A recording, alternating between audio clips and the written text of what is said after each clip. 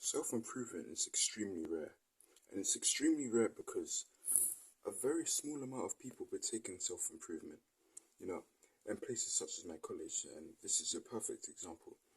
You know how I always say, guys, how men are getting weaker and whatnot. It shows in the habits in which are being done. So back to what I just said earlier about my college. So there's a lot of people who vape in the toilet and overindulge in instant gratification, with what I just told you of vaping being one of them. And their mental health is so bad to the point where these students physically ask the teachers, "Can I go to the toilet?" And what do you think they do? Do you think they actually use the toilet for its purpose, to which you urinate, or take a dump, or wash your hands? Of course not. What do you think they do? They overindulge in instant gratification. And it's extremely sad, hence why the existence of this channel isn't to fruition. My mission is to inspire the men of self-improvement to, no, the men, the losers, if you will, the lost, to become stronger men, just like how I was previously back in the day, when I was weak and overindulged in instant gratification. Now, as true as this is, and as sad as it is seeing the society of men being weaker, you have nothing to lose if you're on self-improvement.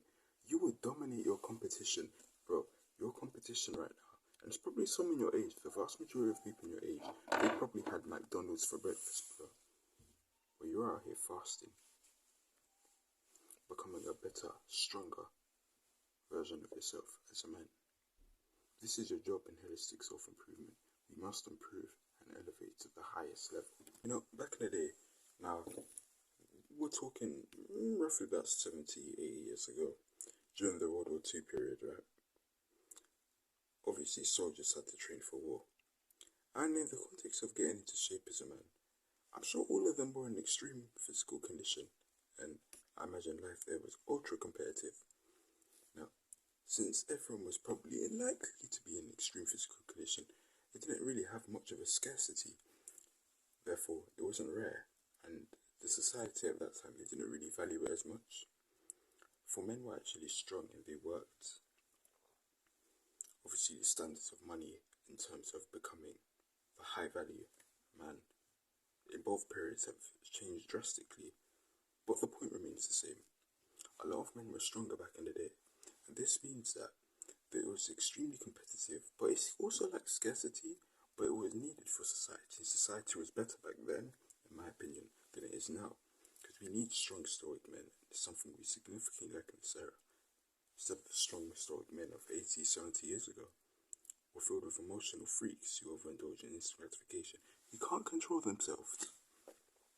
Hence why it leads to things such as, rape, the killing, the junk food, the murder, you name it. This is our benefit, guys, because we're on self-improvement, and our competition is extremely low. You can stand out. I walk in public right now, so I'm going to go get a haircut today, right? And I guarantee you guys, I'm probably not going to see a single guy in shape. Most likely. And if you sacrifice right now, 8-10 years from now, you can be that one guy in shape. You can be the rarity and stand out amongst these men. And that's the beauty of the situation we're in right now, having weak men on the planet. As much as we do hate it, we do need strong men. But let's not always read this as a bad thing.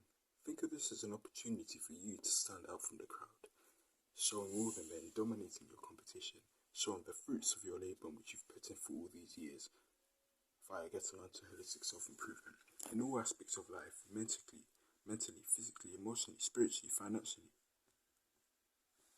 all factors above. And which the average man significantly lack. This is your chance. It's your chance to prove and to show that you're up there in the top echelons. This is my chance also. If you're watching this video and you feel the burning fire in your gut, the fire in your heart, the desire to truly improve, what do you have to lose? Honestly, you've got nothing to lose. You've got this. You can do it. You can do it. How can you not? How can you not work hard, put dedication, have patience, working your ass off, breaking your limits every day, and not be successful. Especially considering the vast majority of people don't even try to put the bare minimum of hard work. How can you not succeed? It's impossible. It's just a quick video letting you guys know. Even if you're making any progress in self-improvement, that's admirable. And it's worthy of praise. Because your average man, the vast majority of the 90%, 98%, aren't even doing that. If you ever decide to grow, then your mentality far outcompetes the majority of men around the world. You have everything to gain and nothing to lose. And so I encourage you to continue improving your life, to keep going, to keep pushing, no matter how hard it gets. You'll always get the last laugh, for there is always light at the end of the tunnel. Just a quick video I thought I'd make.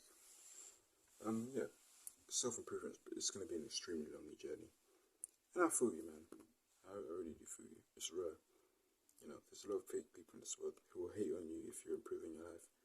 It's very lonely in my college as well, but when it's to be expected, it doesn't hurt as nearly as much as you expect it to. So keep grinding in your self-improvement journey. I'm wishing you the best. It's been Gordon, and I'll see you in a bit. And cross today, lads.